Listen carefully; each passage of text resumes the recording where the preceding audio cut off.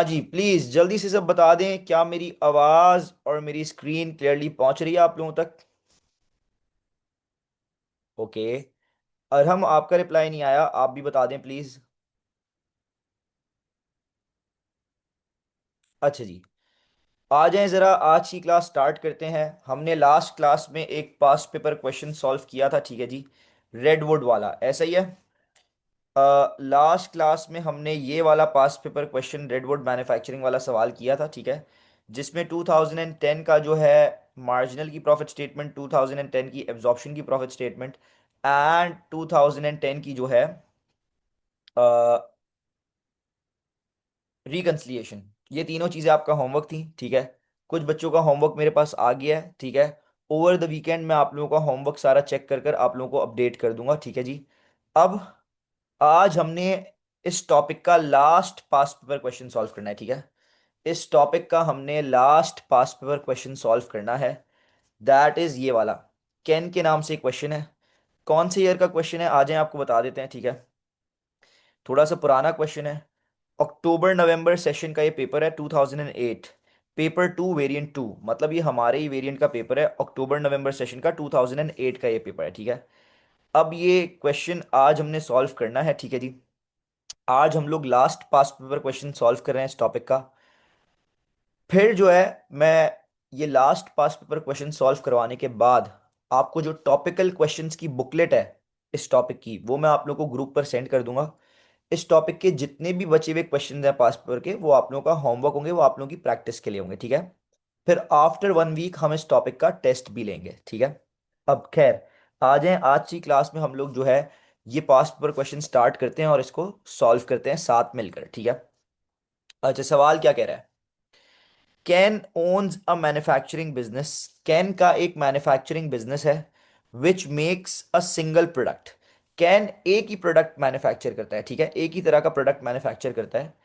The following figures apply for relevant periods, ठीक है। जितने भी पीरियड्स हैं उनके लिए यही फिगर्स अप्लाई होते हैं, ठीक है। जितने भी पीरियड्स हैं हर साल, ये आपको पर यूनिट इंफॉर्मेशन, मतलब एक यूनिट की इंफॉर्मेशन दी हुई है, ठीक है। हर साल सेलिंग प्राइस, हर पीरियड में सेलिंग प्राइस कितनी होती है? $35, एक यूनिट हम 35 का बेचते हैं, ठीक है। And direct material per unit का खर्चा कितना है? डायरेक्ट मटेरियल पर यूनिट का खर्चा इज $9। एक यूनिट बनाने में मटेरियल का खर्चा आता है $9। डायरेक्ट लेबर पर यूनिट का खर्चा कितना है? एक यूनिट बनाने में लेबर का खर्चा आता है 11, ठीक है जी। Fixed manufacturing overheads. Fixed manufacturing overheads मतलब FOH cost, fixed overhead cost. अब आपको actual FOH, actual fixed overhead cost और बजटेड फिक्स्ड ओवरहेड कॉस्ट नहीं दी हुई, आपको एफओएच का पर यूनिट रेट दे दिया है। क्या दे दिया है? एफओएच का पर यूनिट रेट। और आपको पता है एफओएच के पर यूनिट रेट को हम क्या बोलते हैं? एब्जॉर्प्शन रेट या फिर overhead absorption rate, O A R. मतलब आपको यहाँ एफ ओ एच का पर यूनिट रेट दे दिया है, that is O A R आपको दे दिया है, ओवरहेड एब्जॉर्प्शन रेट दे दिया है। अब ये तीन लाइनें लिखी हुई हैं, ये फजूल लाइन है, अगर हम इसको स्किप भी कर दें तो भी कोई फर्क नहीं पड़ता, लेकिन हम रीड कर लेते हैं, ठीक है।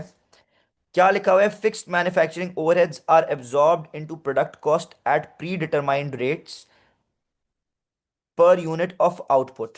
Under or over absorbed manufacturing overheads are transferred to profit and loss in the period in which they occur. देखिए, ये तीनों लाइनों में बस आपको इंफॉर्मेशन दी हुई है कि एफओएच का जो पर यूनिट रेट है वो budgeted, pre determined, pre determined मतलब बजटेड फिगर्स से निकलता है। हम एफओएच का पर यूनिट रेट कैसे निकालते हैं? Budgeted FOH. Overhead absorption rate कैसे निकालते हैं? Budgeted FOH divided by budgeted production करके। ये पहली लाइन में लिखा हुआ है कि भाई ये प्री डिटरमाइंड रेट्स पर निकलता है, ठीक है। एंड बोला हुआ है अगर किसी पीरियड में अंडर और ओवर एब्जॉर्ब्ड है तो उस साल की प्रॉफिट एंड लॉस स्टेटमेंट में, प्रॉफिट स्टेटमेंट में आप डाल देंगे अंडर ओवर एब्जॉर्ब्ड, बस यहां पर इतना लिखा हुआ है, ठीक है। तो ये तीनों लाइनों का कोई काम नहीं है सच, ठीक है। क्वेश्चन के अंदर अगर ये हम ना भी पढ़ते तो भी कोई फर्क नहीं पड़ता। अब खैर, आगे क्या लिखा हुआ है? नॉर्मल प्रोडक्शन इज 80,000 यूनिट्स पर अकाउंटिंग पीरियड। एक अकाउंटिंग पीरियड की नॉर्मल प्रोडक्शन, हाँ ये आपको पता होना चाहिए, व्हाट इज नॉर्मल प्रोडक्शन। क्या आपको पता है ये नॉर्मल प्रोडक्शन क्या होती है? Normal production means budgeted production, budgeted production. Normal production का मतलब होता है बजटेड प्रोडक्शन। तो पर अकाउंटिंग पीरियड, एक अकाउंटिंग पीरियड की जो बजटेड प्रोडक्शन है दैट इज 80,000 यूनिट्स, ठीक है, दैट इज 80,000 यूनिट्स। अच्छा, अब इसके बाद जो आपको पहला पार्ट दिया हुआ है उसको तो आप फटाफट से अभी फिलहाल के लिए स्किप कर दें। ये पहला पार्ट हमारे काम का ही नहीं है, क्योंकि इसमें ये मांग रहा है ब्रेक इवन पॉइंट, ठीक है। और ब्रेक इवन टॉपिक हमारा नेक्स्ट टॉपिक है ना, प्रॉफिट स्टेटमेंट्स के बाद हम ब्रेक इवन एनालिसिस पढ़ेंगे। तो जब हम नेक्स्ट टॉपिक पढ़ेंगे तब हम ये पार्ट आंसर कर सकते हैं। अभी फिलहाल के लिए इट इज़ नॉट रेलेवेंट, तो ये पार्ट ए तो आप फिलहाल क्या कर दें, स्किप कर दें। अब हम फॉरेन से चलते हैं नेक्स्ट, आगे जो इन्फॉर्मेशन दी हुई है, ठीक है, उस इन्फॉर्मेशन पर हम चलते हैं। अब नेक्स्ट आपको क्या बोला हुआ है, the following information has been acquired for last 3 accounting periods. अब 3 अकाउंटिंग पीरियड्स हैं, ये आपका अकाउंटिंग पीरियड नंबर 1, ये आपका पीरियड 1 है, ये आपका पीरियड 2 है, और ये आपका अकाउंटिंग पीरियड 3 है। तो देखिए ना, पहला अकाउंटिंग पीरियड 28 फेब को खत्म हुआ, तो अगले दिन फेब के बाद मार्च, मार्च अप्रैल मई में सेकंड अकाउंटिंग पीरियड खत्म हो रहा है, मतलब फेब के बाद मार्च अप्रैल में, मतलब 3 मंथ्स का हमारा एक अकाउंटिंग पीरियड होता है। मार्च अप्रैल में ये अकाउंटिंग पीरियड एंड हुआ, फिर मई के बाद नया शुरू हो गया होगा, मई के बाद क्या आता है, जून जुलाई एंड अगस्त, ये 3 मंथ्स का पीरियड हो गया, पीरियड 3। और पीरियड 1 भी 3 मंथ्स का होगा, that will be December January and February, Feb में 3 मंथ्स खत्म हो रहे होंगे। तो ये पहला अकाउंटिंग पीरियड है, ये दूसरा अकाउंटिंग पीरियड है, ये तीसरा अकाउंटिंग पीरियड है, 3 मंथ्स का एक अकाउंटिंग पीरियड होता है, ठीक है। अब आपको तीनों अकाउंटिंग पीरियड्स की अब आपको तीनों अकाउंटिंग पीरियड्स की सेल्स दी हुई है। Stock at start means opening inventory, आपको क्या दी हुई है, ओपनिंग स्टॉक एट स्टार्ट मतलब ओपनिंग इन्वेंट्री, साल के शुरू का स्टॉक, ओपनिंग इन्वेंट्री साल के शुरू की इन्वेंट्री। और ये stock at end of the period, ये आपको क्लोजिंग इन्वेंट्री दी हुई है, ठीक है। तो अब ये चीज देखकर आपके दिमाग में एक चीज क्लिक कर जानी चाहिए, मेरे ख्याल से क्लास 3, ठीक है। अगर आप लोगों को क्लास 3 याद हो, याद है मैंने क्लास 3 में क्या पढ़ाया था, मैंने आपको ओपनिंग और क्लोजिंग इन्वेंट्रीज का सीन समझाया था, क्लोजिंग इन्वेंट्री कैसे निकलती है, एक इक्वेशन पढ़ाई थी, ठीक है। एक इक्वेशन पढ़ाई थी, वो इक्वेशन क्या थी, यस, वेरी गुड सिंधिया, बिल्कुल करेक्ट आपने नोट किया है। हमें प्रोडक्शन के यूनिट्स निकालने पड़ेंगे। मैंने आपको एक इक्वेशन पढ़ाई थी, क्या इक्वेशन पढ़ाई थी, ओपनिंग इन्वेंट्री के यूनिट्स प्लस प्रोडक्शन के यूनिट्स माइनस सेल्स के units is equals to closing inventory के यूनिट्स, यही इक्वेशन पढ़ाई थी। और मैंने आपको बोला था ये इक्वेशन है, क्लोजिंग इन्वेंट्री के यूनिट्स कैसे निकलते हैं, साल के शुरू में जितने यूनिट्स पड़े हैं ओपनिंग इन्वेंट्री प्लस जितने यूनिट्स आपने बनाए वो प्लस करते हैं तो टोटल यूनिट्स आ जाते हैं, फिर उसमें से जितने यूनिट्स आपने बेचे वो माइनस कर देते हैं, तो जो साल के आखिर में यूनिट्स बच गए क्लोजिंग इन्वेंट्री के यूनिट्स आ जाते हैं। अब मैंने बोला था कभी कभार सवाल में क्या होता है, आपको इनमें से 3 चीजें दी हुई होंगी। अब इधर आपको सेल्स दी हुई है, ओपनिंग इन्वेंट्री दी हुई है, क्लोजिंग इन्वेंट्री दी हुई है, और प्रोडक्शन एक्चुअली आपने जितने यूनिट्स बनाए वो अननोन है, तो वो आप निकाल सकते हैं। 3 चीजें गिवन है तो एक अननोन, इक्वेशन में एक प्रोडक्शन को अननोन सपोज कर कर आप निकाल लेंगे, ठीक है। अब देखें बच्चे क्या समझते हैं, बच्चे यहाँ गलती करते हैं, बोलते हैं ये प्रोडक्शन है, भाई ये तो बजटेड प्रोडक्शन है, ये तो सोची हुई प्रोडक्शन है। एक्चुअल प्रोडक्शन आपको क्लिक कर जाना था यार, 3 चीजें दी हुई हैं, sales, opening inventory, closing inventory. तो यार प्रोडक्शन उस इक्वेशन में अननोन सपोज कर कर निकाल सकते हैं, तो इस सवाल में आपने एक्चुअल प्रोडक्शन निकालनी थी, ठीक है। अब मेरी बात सुनिएगा, इन्वेंट्री क्या थी, वो जो इक्वेशन थी वो क्या थी, ओपनिंग इन्वेंट्री प्लस प्रोडक्शन के यूनिट्स, एक्चुअल प्रोडक्शन है, एक्चुअली जितने बनाए, माइनस सेल्स के units which is equals to closing inventory के यूनिट्स। अब हमें क्या चाहिए, हमारे एक्चुअल प्रोडक्शन के यूनिट्स अननोन है ना जितने हमने बनाए, लेकिन हमें सेल्स के यूनिट्स गिवन है, क्लोजिंग इन्वेंट्री के यूनिट्स गिवन है, ओपनिंग इन्वेंट्री के यूनिट्स गिवन है। तो हम प्रोडक्शन को सब्जेक्ट बना लेते हैं, ठीक है। तो ये जो सेल्स के यूनिट्स हैं वहां जाकर क्या हो जाएंगे, प्लस हो जाएंगे, और ये जो ओपनिंग इन्वेंट्री के यूनिट्स हैं ये वहां जाकर क्या हो जाएंगे, माइनस हो जाएंगे, तो आपके पास प्रोडक्शन के यूनिट्स आ जाएंगे। तो प्रोडक्शन को अगर मैं सब्जेक्ट बनाऊं, अगर मैं प्रोडक्शन को सब्जेक्ट बना लूं, क्या कर लूं, अगर मैं प्रोडक्शन को सब्जेक्ट बना लूं तो क्या इक्वेशन बन जाएगी, production is equals to closing inventory, ये सेल्स के यूनिट्स वहां जाके प्लस हो गए, क्लोजिंग इन्वेंट्री प्लस सेल्स, और ये जो ओपनिंग इन्वेंट्री के यूनिट्स हैं ये वहां जाकर क्या हो जाएंगे, माइनस हो जाएंगे, तो माइनस ओपनिंग इन्वेंट्री, ठीक है जी। तो इफ यू नीड प्रोडक्शन के यूनिट्स, एक्चुअल प्रोडक्शन के यूनिट्स, आपने सेल्स के अंदर क्लोजिंग इन्वेंट्री के यूनिट्स प्लस करने हैं और ओपनिंग इन्वेंट्री के यूनिट्स माइनस करने हैं, ठीक है। तो आपके पास तीनों पीरियड्स की सेल्स के यूनिट्स हैं, उसमें आपने ओपनिंग इन्वेंट्री करनी है माइनस, तो आप क्या कर देंगे, ओपनिंग इन्वेंट्री माइनस कर देंगे सेल्स के यूनिट्स में से, और क्लोजिंग इन्वेंट्री आपने प्लस करनी है तो क्लोजिंग इन्वेंट्री आप प्लस कर देंगे।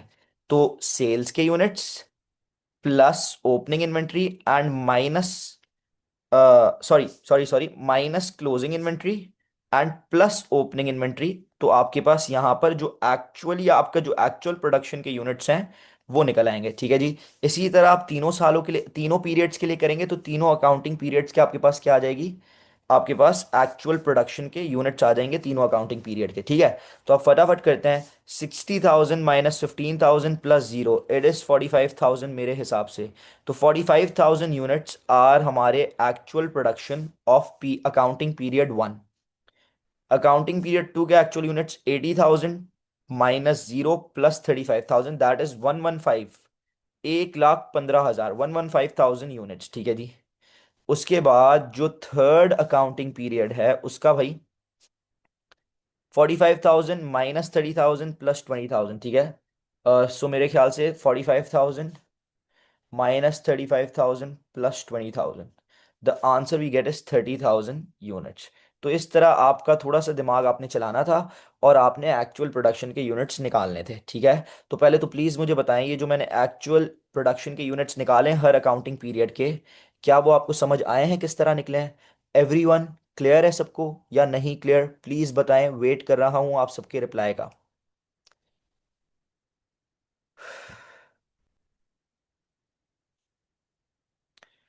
एंड क्लियर है सबको, ग्रेट। अच्छा जी। और हर साल की जो बजटेड प्रोडक्शन, हर अकाउंटिंग पीरियड की पर अकाउंटिंग पीरियड बजटेड प्रोडक्शन 80,000 थी, लेकिन फर्स्ट अकाउंटिंग पीरियड की एक्चुअल प्रोडक्शन 45,000 है, सेकंड अकाउंटिंग पीरियड की एक्चुअल प्रोडक्शन 115,000 है, और थर्ड अकाउंटिंग पीरियड की एक्चुअल प्रोडक्शन इज 30,000, ठीक है। अब हम चलते हैं अपनी रिक्वायरमेंट नंबर वन पर। क्या बोला हुआ है? कैलकुलेट द प्रॉफिट और loss in each period. Each period, हर अकाउंटिंग पीरियड का अलग अलग प्रॉफिट निकालना है, प्रॉफिट या loss, according to the marginal costing. तो सर आपने कितने कॉलम्स बनाने पड़ेंगे? You will have to make 6 columns. पहले दो कॉलम पहले अकाउंटिंग पीरियड के, उसके बाद दो कॉलम सेकंड अकाउंटिंग पीरियड के, उसके बाद दो कॉलम्स थर्ड अकाउंटिंग पीरियड के, ठीक है। तो आप यहाँ पर बनाएंगे 6 कॉलम्स। आ जाएं जरा, हम 6 कॉलम्स बना लेते हैं। Column one, sorry, column one, column to, column three and column four, column five and column six, ठीक है भाई। First two columns, second two columns and third two columns, ये हमारा पीरियड वन के दो कॉलम्स हो गए, ये अकाउंटिंग पीरियड टू के, ये अकाउंटिंग पीरियड थ्री के दो कॉलम्स हो गए, ठीक है। और हमने प्रॉफिट स्टेटमेंट बनानी है मार्जिनल कॉस्टिंग से। अब accounting period one and accounting period two का प्रॉफिट स्टेटमेंट मार्जिनल के हिसाब से मैं बनाकर दिखा रहा हूँ आप लोगों को। जो अकाउंटिंग पीरियड थ्री है उसका आप लोग खुद बनाएंगे, ठीक है जी, वो आप लोगों का होमवर्क होगा। अब आ जाएं जरा, सबसे पहले क्या लेनी है? सेल्स। और मैंने क्या बोला था, हम दोनों अकाउंटिंग पीरियड की साथ साथ बनाऊंगा ताकि जल्दी जल्दी काम हो जाए। पहले एक अकाउंटिंग पीरियड की बनाऊंगा, फिर दूसरे अकाउंटिंग पीरियड पे जाऊंगा तो टाइम लग जाएगा, तो दोनों का मैं काम साथ साथ करते रहूंगा। आपको पता है सबसे पहले सेल्स आनी है, ठीक है। सेलिंग प्राइस दोनों अकाउंटिंग पीरियड की कितनी थी? 35।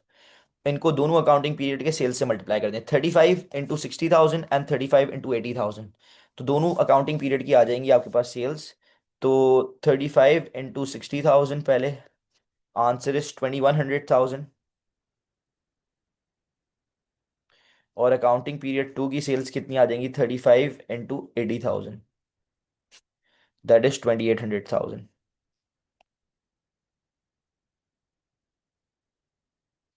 ठीक है जी। तो ये हमारी सेल्स आ गई हैं। अब आपको पता है मार्जिनल कॉस्टिंग से प्रॉफिट स्टेटमेंट बना रहे हैं, तो हम क्या हेडिंग डाल देंगे? Less variable cost. अब आपको पता है सवाल में इन्वेंट्रीज है ना, ओपनिंग क्लोजिंग इन्वेंट्री, तो पहले कौन से वाले वेरिएबल कॉस्ट आएंगे? जो प्रोडक्ट को बनाते वक्त लगते हैं, प्रोडक्शन वाले वेरिएबल कॉस्ट, जो कितने होते हैं? तीन। Direct material, direct labour and variable overheads. ऊपर जाकर देखते हैं क्या हमारे पास तीनों हैं। अच्छा यार, हमारे पास खाली डायरेक्ट मटेरियल है एंड डायरेक्ट लेबर है, वेरिएबल ओवरहेड्स हमारे पास नहीं है, ठीक है। तो बस हम दो ले लेंगे, अगर दो हैं, वेरिएबल ओवरहेड्स नहीं है तो स्किप कर देंगे। तो हम ले लेंगे direct material and direct labour. नीचे चलते हैं फटाफट। 9 एंड 11 है ना इनका रेट, हर अकाउंटिंग पीरियड का सेम है। Direct material per unit and direct labour per unit is 9 and 11, ठीक है जी। तो हम सबसे पहले लेते हैं डायरेक्ट मटेरियल, डायरेक्ट लेबर।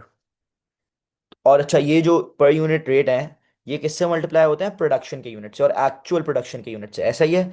तो 9 इंटू पहले साल की एक्चुअल प्रोडक्शन इज 45,000, 9 इंटू 45,000, उसके बाद 11 इंटू 45,000। तो यार 9 इंटू 45,000 आंसर इज 405,000, ठीक है। And 11 into 45,000, answer is 495,000। 495,000, ठीक है भाई। अब इसी तरह मैं पीरियड टू का भी डीएम और डीएल का खर्चा निकाल लेता हूँ। पर यूनिट रेट इज 9 एंड 11। इसको मल्टीप्लाई करना है किससे, दूसरे साल के एक्चुअल प्रोडक्शन की यूनिट से, दैट आर 115,000। तो 9 into 115,000 is 103,500। Sorry. And 11 into 115,000, 126,500। अब डीएमडीएल आ गया, वेरिएबल ओवरहेड्स नहीं थे तो वो नहीं डालेंगे। अब क्या आ जाएगा, add opening inventory and less closing inventory. तो अब हम यहाँ कर देते हैं add opening inventory and less. अच्छा, आपको पता है मार्जिनल कॉस्टिंग में ओपनिंग क्लोजिंग इन्वेंट्रीज किस तरह डालते हैं भाई? मार्जिनल कॉस्टिंग में ओपनिंग क्लोजिंग इन्वेंट्रीज हम डालते हैं, ओपनिंग इन्वेंट्री की यूनिट्स मल्टीप्लाइड बाय इन्वेंट्री का रेट, क्लोजिंग इन्वेंट्री की यूनिट्स मल्टीप्लाई बाय इन्वेंट्री का रेट। अब ईयर वन और ईयर टू का इन्वेंट्री का रेट तो सेम होगा ना, क्योंकि direct material and direct labour का खर्चा हर पीरियड के लिए सेम है। वेरिएबल ओवरहेड्स तो है नहीं। मार्जिनल कॉस्टिंग में इन्वेंट्री का रेट कैसे निकलता है, डीएम का पर यूनिट, डीएल का पर यूनिट एंड वीओएच का पर यूनिट। तो वीओएच नहीं है, डीएम डीएल का पर यूनिट ऐड करा, इन्वेंट्री का रेट आ गया 9 + 11 = 20, ठीक है। अब पहले साल की ओपनिंग और क्लोजिंग इन्वेंट्री से मल्टीप्लाई कर दें इसको। तो 20 multiplied by opening inventory is 15,000, तो 20 इंटू 15,000 कितना होता है भाई? 20 इंटू 15,000, दैट इज 300,000। और क्लोजिंग इन्वेंट्री के यूनिट जीरो है, तो पहले ओपनिंग इन्वेंट्री 300,000 आ गई और क्लोजिंग इन्वेंट्री के यूनिट जीरो है। 0 इंटू 20 इज जीरो। अब इसी तरह दूसरे साल की ओपनिंग क्लोजिंग इन्वेंट्री निकालनी है, लेकिन जो मैंने आप लोगों को लास्ट क्वेश्चन सॉल्व करवाया था उसमें मैंने बता दिया था, कभी भी ईयर टू की या पीरियड टू की आप ओपनिंग इन्वेंट्री कैलकुलेट नहीं करेंगे। जो पहले साल की क्लोजिंग इन्वेंट्री है वो एज इट इज़ यहाँ पर कॉपी पेस्ट हो जाएगी, तो अगले साल की ओपनिंग इन्वेंट्री के अमाउंट हमारे पास आ गया जीरो। हाँ, जो पीरियड टू की नेक्स्ट पीरियड की जो क्लोजिंग इन्वेंट्री है, जैसे आप नॉर्मली कैलकुलेट करते हैं आप वैसे ही कैलकुलेट करेंगे। कैसे भाई? रेट तो सेम ही है, डीएम डीएल का पर यूनिट, वीओएच तो है नहीं, रेट सेम है 20। इसको आप पीरियड टू की क्लोजिंग इन्वेंट्री के यूनिट से मल्टीप्लाई कर दें। एंड पीरियड टू की क्लोजिंग इन्वेंट्री 35,000, तो 0 इंटू 35,000 कितना होगा भाई? सॉरी, 20 इंटू 35,000 कितना होगा? It will be 700,000। तो क्लोजिंग इन्वेंट्री ईयर टू की जो है 700,000 आ गई, ठीक है। 700,000। हाँ भाई। अब ओपनिंग क्लोजिंग इन्वेंट्री के बाद वो वाले वेरिएबल कॉस्ट आते हैं जो प्रोडक्ट को बेचते वक्त लगते हैं। आप ऊपर गए, आपने देखा कोई ऐसा वेरिएबल कॉस्ट है जो प्रोडक्ट को बेचते वक्त लग रहा है? सवाल में कोई ऐसा वेरिएबल कॉस्ट है ही नहीं जो प्रोडक्ट को बेचते वक्त लग रहा है। तो बस अब आप क्या करेंगे, ऐड अप करेंगे। वेरिएबल कॉस्ट का सेक्शन पूरा हो गया।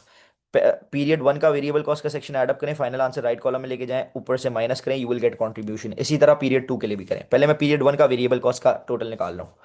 405,000 plus 495,000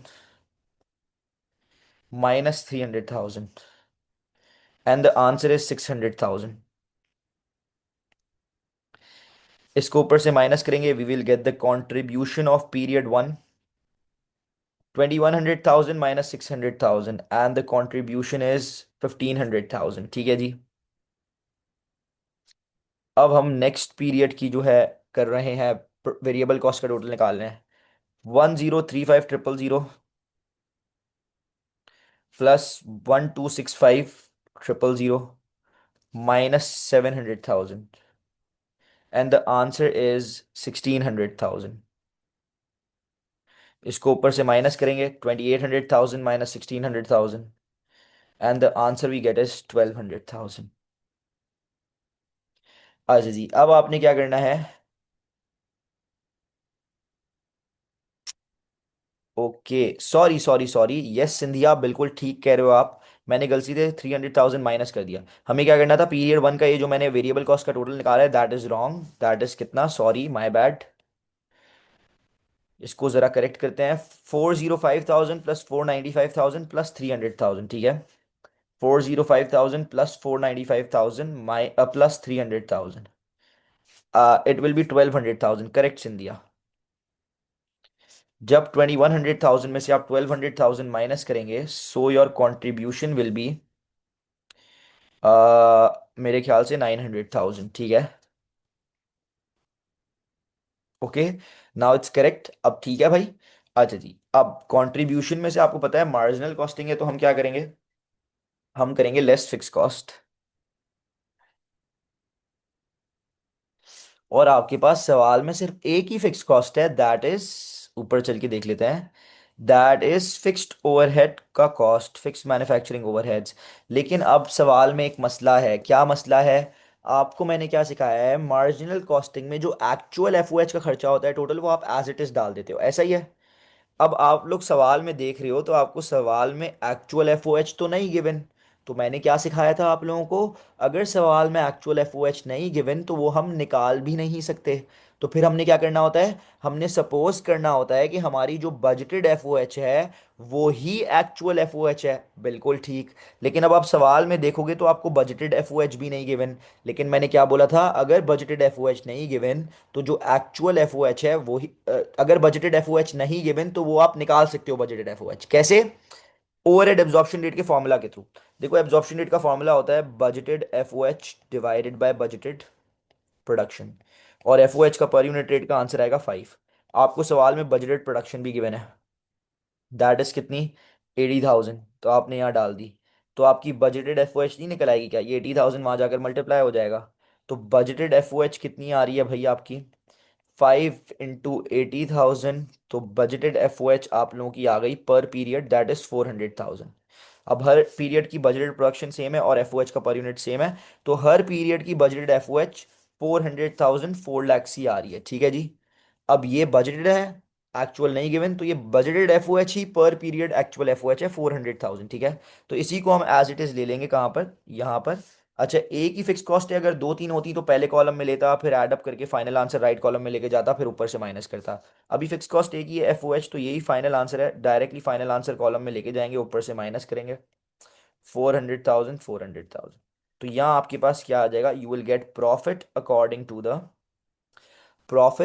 to the marginal costing. तो 900,000 minus 400,000 is 500,000 I think, and 1200,000 minus 400,000 is 800,000 मेरे हिसाब से, ठीक है जी। तो ये आपकी फर्स्ट टू पीरियड्स की प्रॉफिट स्टेटमेंट तैयार है मार्जिनल कॉस्टिंग के हिसाब से। तो पहले तो प्लीज़ मुझे बता दें क्या आप सबको क्लियर है या नहीं क्लियर, जल्दी से वेट कर रहा हूँ।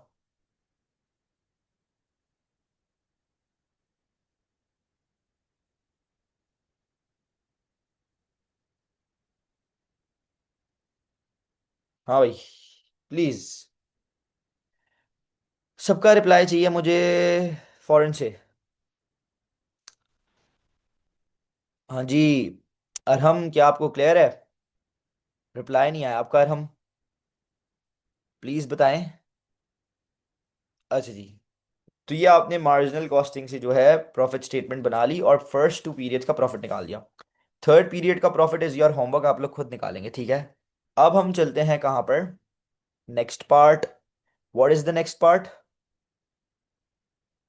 कैलकुलेट द प्रॉफिट और loss in each period using absorption costing. अब हमें क्या निकालना है, एब्जॉर्प्शन, तीनों पीरियड्स का अलग अलग एब्जॉर्प्शन कॉस्टिंग के हिसाब से प्रॉफिट निकालना है।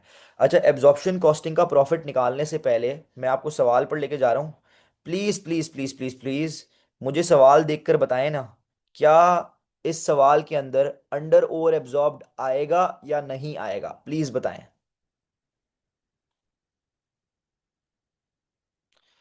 क्या सवाल में अंडर ओवर एब्जॉर्ब, मार्जिनल में तो आता ही नहीं ना, एब्जॉर्प्शन की प्रॉफिट स्टेटमेंट में आता है। तो आप लोग मुझे बताएं क्या सवाल में अंडर ओवर एब्जॉर्ब आएगा या नहीं आएगा।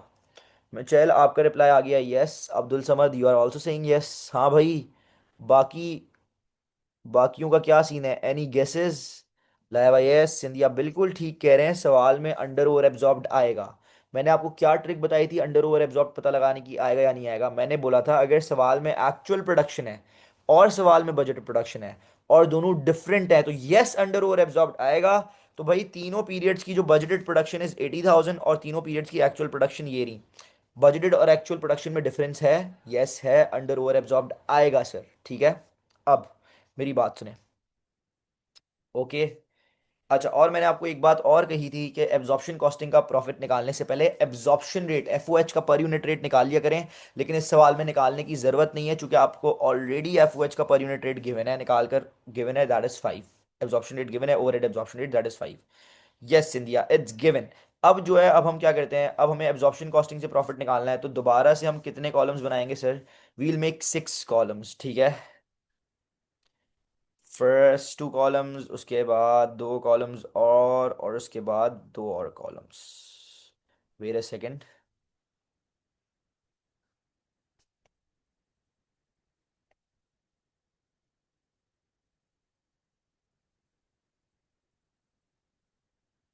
कितने हो गए? 1 2 3 4 5, और एक कॉलम हमारा यहाँ पर और आ जाएगा, दैट इज 6 कॉलम्स हो गए हमारे, ठीक है। First 2 columns period 1, second 2 columns period 2, third 2 columns period 3, ठीक है जी। Period 1, period 2, period 3।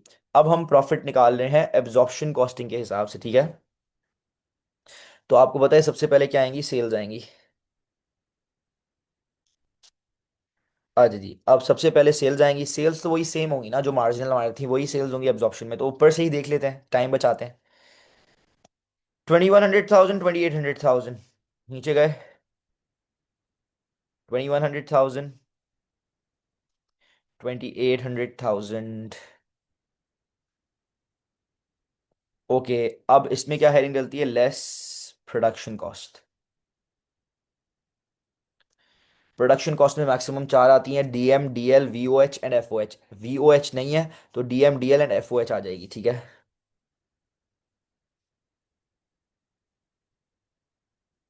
अब इनके रेट तो तीनों पीरियड के लिए सेम थे, क्या थे? डीएम का 9, डीएल का 11 और एफओएच का 5। एफओएच का भी पर यूनिट रेट है। तीनों पीरियड्स के लिए रेट सेम है पर यूनिट, बस इनको इनकी प्रोडक्शन, तीनों पीरियड्स की प्रोडक्शन से मल्टीप्लाई कर कर डालना है, ठीक है। तो 9, 11 एंड 5 पहले साल की प्रोडक्शन से मल्टीप्लाई कर दूंगा, एक्चुअल प्रोडक्शन पहले साल की, दैट इज 45,000 यूनिट्स, ठीक है। तो 9 into 45,000, 405,000। 11 into 45,000, 495,000। And 5 into 45,000, that is 225,000, ठीक है भाई। इसी तरह सेकंड पीरियड की एक्चुअल प्रोडक्शन से मल्टीप्लाई करेंगे। अब सेकंड पीरियड की जो एक्चुअल प्रोडक्शन दैट वाज 115,000, ठीक है। तो इसका मतलब ये है कि 9 इंटू 115,000, 11 इंटू 115,000 एंड 5 इंटू 115,000, ठीक है। तो 9 into 115,000 is 1035300। 11 into 115,000, 1265000। And 5 into 115,000, that is 575,000। अब क्या करेंगे? सारे प्रोडक्शन कॉस्ट डाल दिए, अब हम करेंगे add opening inventory and less closing inventory. ऐसे ही है, सारे प्रोडक्शन कॉस्ट डालने के बाद हम लोग क्या करते हैं? Add opening inventory and less closing inventory. ऐसा ही है भाई। तो अब इन्वेंट्री के यूनिट्स तो पता है आपको, पहले साल के ओपनिंग और क्लोजिंग इन्वेंट्री के यूनिट्स तो पता है आपको, ऐसा ही है। ओपनिंग और क्लोजिंग इन्वेंट्री के यूनिट्स पता है आपको, मल्टीप्लाई बाय रेट कर दें। एब्जॉर्प्शन कॉस्टिंग में रेट कैसे आता है? डीएम का पर यूनिट, डीएल का पर यूनिट एंड वीओएच का पर यूनिट एंड एफओएच का पर यूनिट। एफओएच का भी पर यूनिट ऐड होता है, तो अब वीओएच तो है नहीं, मतलब डीएम का पर यूनिट, डीएल का पर यूनिट एंड एफओएच का पर यूनिट। अच्छा, अब तीनों पीरियड्स के लिए इन्वेंट्री का रेट सेम होगा, क्योंकि तीनों पीरियड्स का डीएम, डीएल एंड एफओएच का रेट सेम है, ठीक है। जो कितना आ रहा है, बिल्कुल करेक्ट सिंधिया, आप सही कह रही हैं। That is 9 plus 11 for 5. 9 plus 11 is 20, 20 plus 5 is 25। अब पहले साल की ओपनिंग इन्वेंट्री की यूनिट्स है 15,000, तो 25 इंटू 15,000। तो ओपनिंग इन्वेंट्री आ गई फर्स्ट ईयर की 375,000, एंड 25 इंटू 0, क्लोजिंग इन्वेंट्री 0 आ गई, ठीक है। तो 375,000 आपने ले ली opening inventory, and closing inventory 0। अब जो क्लोजिंग इन्वेंट्री है पहले साल की, वो दूसरे साल की क्या बन जाएगी? ओपनिंग इन्वेंट्री बन जाएगी 0। अब दूसरे साल की क्लोजिंग इन्वेंट्री आप निकालेंगे, रेट 25 है, दूसरे साल की क्लोजिंग इन्वेंट्री की यूनिट से मल्टीप्लाई कर दें। दूसरे साल की क्लोजिंग इन्वेंट्री के यूनिट्स वर 35,000, तो 25 इंटू 35,000, 875,000। तो क्लोजिंग इन्वेंट्री आ गई ईयर 2 की 875,000, ठीक है। आज दी। अब आप ऐड अप करेंगे, फाइनल आंसर आप कहाँ लेके जाएंगे? फाइनल आंसर आप लेके जाएंगे राइट वाले कॉलम में इनका। प्रोडक्शन कॉस्ट पूरा हो गया section.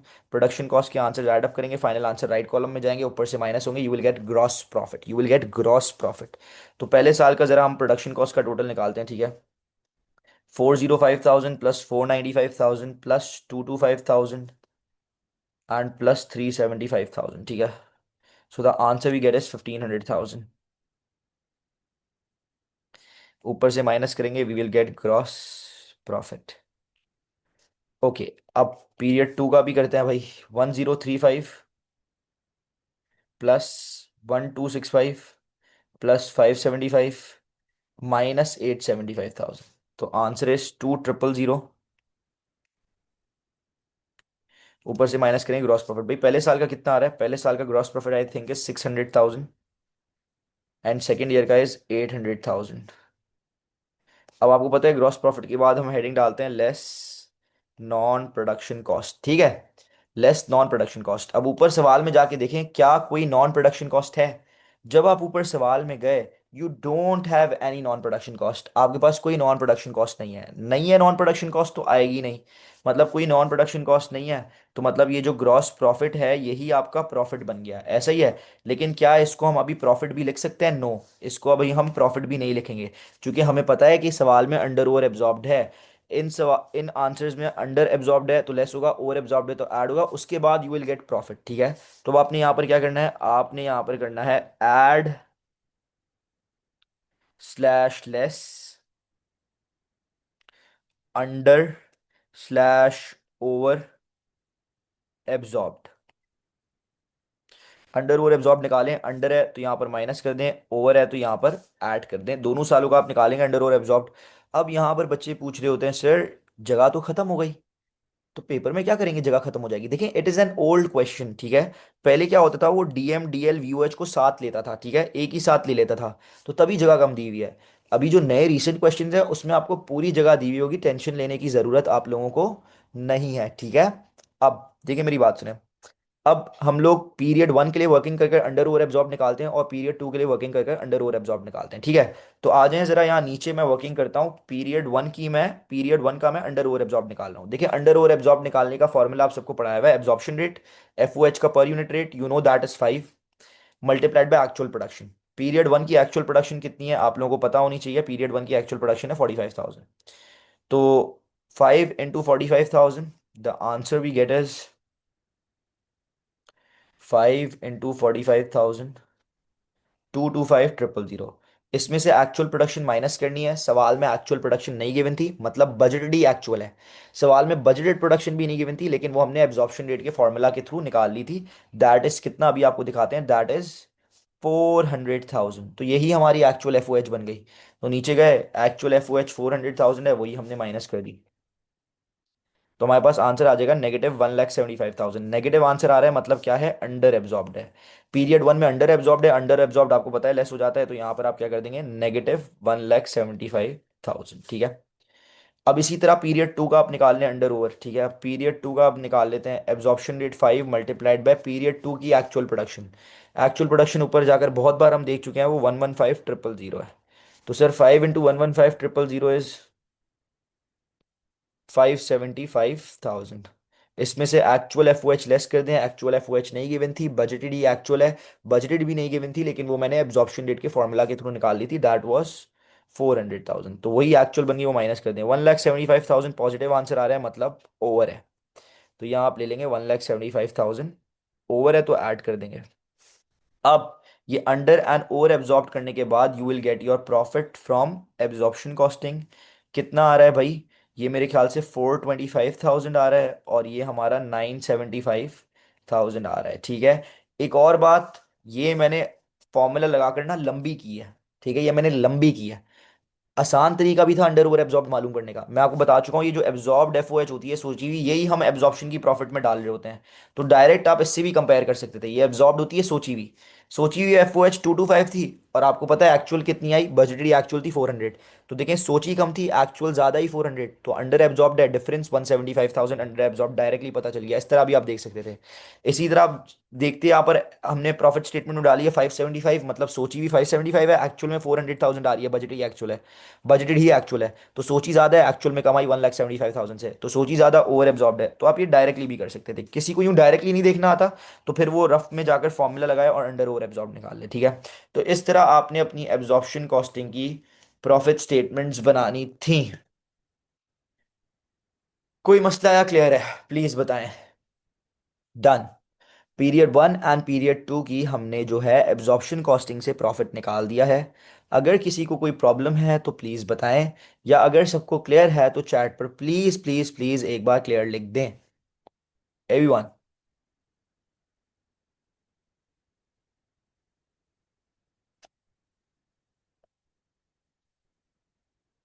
Okay, Scindia clear, Mitchell clear, Abdul Samad clear, Arham clear, Laiba clear, Danish clear, ठीक है, ग्रेट।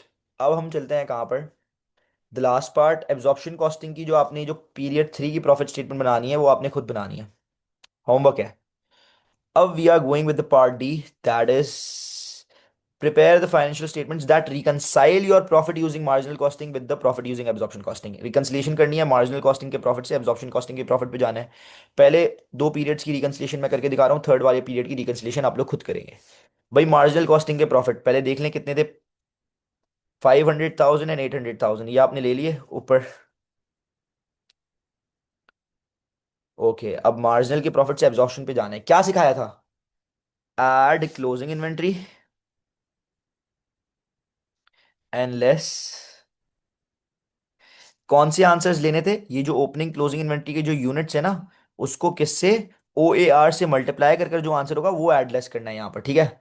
तो भाई पहले साल के क्लोजिंग इन्वेंट्री के यूनिट्स थे जीरो, दिखा भी देता हूँ आपको। क्लोजिंग इन्वेंट्री के यूनिट्स थे जीरो, ओपनिंग इन्वेंट्री के यूनिट्स थे 15,000, तो zero into 15,000, zero into absorption rate क्या है, ओवरहेड एब्जॉर्प्शन रेट 5, तो जीरो इंटू 5, ओपनिंग इन्वेंट्री का तो answer zero, closing zero into 5 closing inventory का तो आंसर जीरो आएगा। ओपनिंग इन्वेंट्री 15,000 है, 15,000 इंटू 5, 75,000। ऑटोमेटिकली यहाँ पर आपके पास देखें एब्जॉर्प्शन कॉस्टिंग का प्रॉफिट आ जाना चाहिए, 500,000 माइनस 75,000, 425,000। तो आप देख सकते हैं यही आ रहा है आपका पीरियड 1 का एब्जॉर्प्शन का, मतलब आपने मार्जिनल की प्रॉफिट स्टेटमेंट, एब्जॉर्प्शन की प्रॉफिट स्टेटमेंट और ये रिकंसिलिएशन बिल्कुल पहली पीरियड की परफेक्ट करेक्ट किया है, ठीक है। अब देखें सेकंड पीरियड, मैंने क्या सिखाया था, इसमें भी वही होता है। अब आप रिकंसिलिएशन में भी ओपनिंग इन्वेंट्री, नेक्स्ट ईयर की ओपनिंग इन्वेंट्री का आंसर नहीं निकालेंगे, जो पहले साल की क्लोजिंग इन्वेंट्री का आंसर है वो एज इट इज ओपनिंग में कॉपी हो जाएगा, रिकंसिलिएशन में दैट इज जीरो। आ गई ओपनिंग, क्लोजिंग का आंसर आप निकालेंगे यूनिट्स इनटू एब्जॉर्प्शन रेट। दूसरे साल की क्लोजिंग इन्वेंट्री कितनी थी, दूसरे साल की क्लोजिंग इन्वेंट्री 35,000 थी, 35,000 इंटू 5, ठीक है, 35,000 इंटू 35,000 इंटू 5, आंसर इज 1,75,000, ठीक है।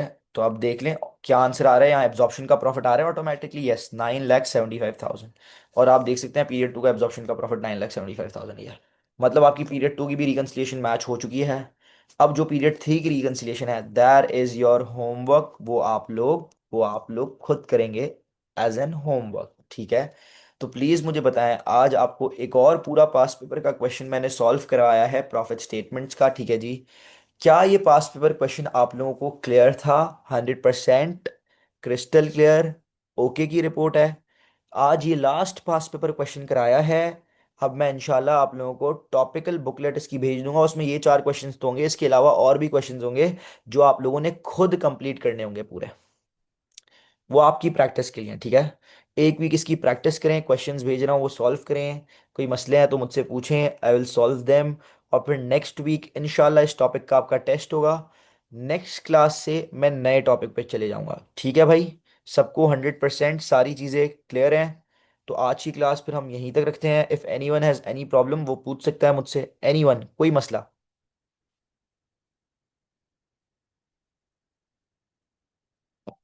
तो आज की क्लास यहीं तक रखते हैं, इंशाल्लाह फिर हम मिलेंगे नेक्स्ट क्लास में, ठीक है जी। थैंक यू, अल्लाह हाफिज़।